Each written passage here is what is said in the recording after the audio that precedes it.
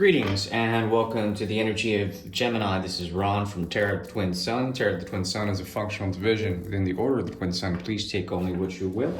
We're going to go ahead and do a reading for the month of August 2023. And thanks for your continued support of the channel if you're new.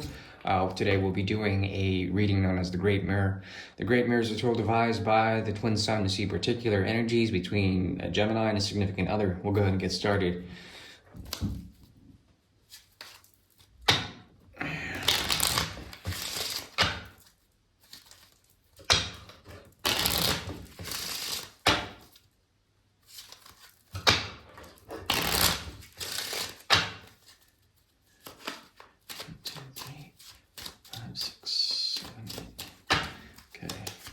Now, when dealing with another person, someone out of the blue is going to be coming down to you and giving you something. This could come in the form of a gift of love, some sort of sacrifice, an offering, something like that. The thing is that when they do this, you've already begun something new. What you're leading up to is essentially the 9 of health. Make sure to maintain a sense of work. Be fixed on that. If you get an offer, you can accept it, but I think mostly you're going to be seen as someone who's being conceited or self-absorbed. Now, being selfish is actually a very important thing in terms of doing something practically, okay? Being fixated on one thing. Now, this has to do with the realm of emotions, how you value your world, your reality. And then if something is offered to you, it could come as a big surprise, or perhaps you won't even reject it or notice it. Now, it's very important to take a compliment, and in this month, compliments will be coming to you. There is a strong need of essentially really coming into terra firma, being very much in the present, not worrying about the past, drawing separation lines from the past. Especially when it comes to the expectation of the pentacle cycle.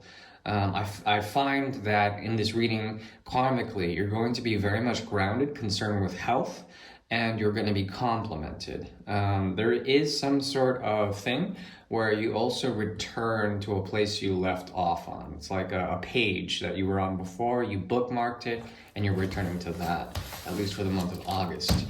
We're going to go ahead and get started now with the Great Mirror. I do thank you for tuning in. Please take only what is necessary and what resonates with you. I do thank you for your time. All right. 3.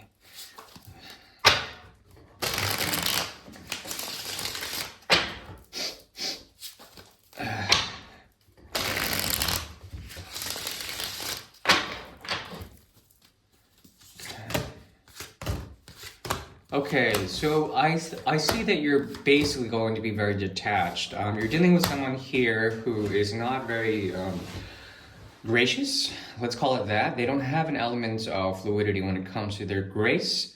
There's a protective quality about them, to the point where they want to protect their mind, their soul, their propriety, their way of approaching gravity in situations. The Venusian quality here is very strong. It's like them having a Venus in retrograde. So it could be something of a return when it comes to you dealing with this person. If they return, and if this is someone that you know, there's something about them that is veiling the cup of love, veiling the cup of love through the Garçon Blanc, or the Page of Cups. And this is coming from a place of Venus in retrograde. You're gonna basically adapt the 11th house. You're gonna act in terms of the highest good of humanity, to the point of the post-human, to the point of the transhuman, to the point of almost like being elevated. Your intellect, your clarity, your voice of reason is going to be operating in this connection. And I think when it comes to them having this Venus flipped upside down, and upside down Venus, it's speaking volumes about Venus as an operating twin when it comes to its terrestrial quality, its Earth-like quality. And when this happens, there's this form of communication that might come out in terms of the 5 and the 7.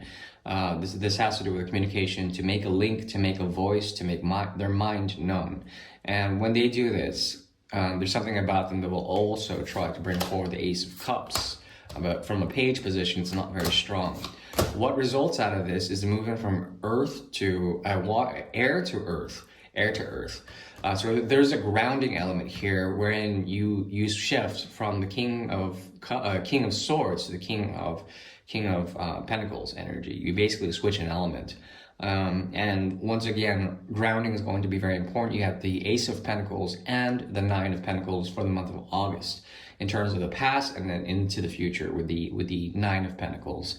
That adds up to the Ten of Pentacles, which is essentially working hard, co-creating, being very realistic, pragmatic with the idea of community and the terrestrial. Being very grounded in terms of that. The thing is that when it comes to this connection, you are turning off your emotional capacity in order to be very clear on how to deal with this, how to maneuver this, like on a chessboard. Because of such, you activate this kingly energy, and it doesn't matter if you're a man or woman, basically you have the capacity to work omnidirectionally and omnipresently in order to prevent a stalemate, to prevent also being captured as a king. This type of connection is going to, on a very deep level, require temperance. Taking someone's offer, especially when it comes to the cup sequence, King of Cups here, Page of Cups here, and then using temperance to balance that out through the auspices of an archangel, okay? Jupiter's energy is here, strong, and the ability to alchemize the cup sequence into equilibrium through solar consciousness is strong here. What results out of this is the Queen of Rods surrenders her rods, and then there's something about this where there is a possibility of a new beginning, but then this beginning equally becomes an end of some sort. Your passions are checked, your intellect is very high, and there's something about you also that wants to produce the effect of the Knight of Cups in reverse. Okay, when this occurs, any chances for a romantic flare-up in terms of Leo's energy or in terms of Pisces energy, it doesn't occur. So in one way, this person is looking to receive from you, but what they get is sort of a cold wall of calm disregard. Now, whether or not that's you or not in terms of this, I do feel that this is your energy. There's something about it where their desire is very strong, and their desire to receive is very strong. The thing is that you are holding on to something. You can't contribute to something that is already going to collapse or imbalance in terms of Venus's energy. Okay, this is primarily a situation that requires you to understand the motivations of another, especially when it comes to their desire to slither or weave their way into your path. The thing is that you are walking on a pathless land, and there's something about what you're doing on that requires a great deal of understanding of human behavior and then healing from the lower energies of human behavior, the capacity of that. Therefore, the dragon's head goes into the Ouroboros, and then fortune comes out.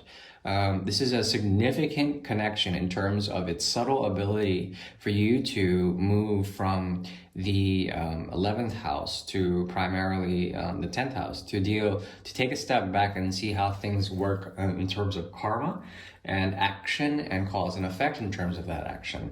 It doesn't mean that you have to execute that karma. It just means that you can observe it. Okay, you can observe especially their karma, and that's that. Those are the kicks for this month, August.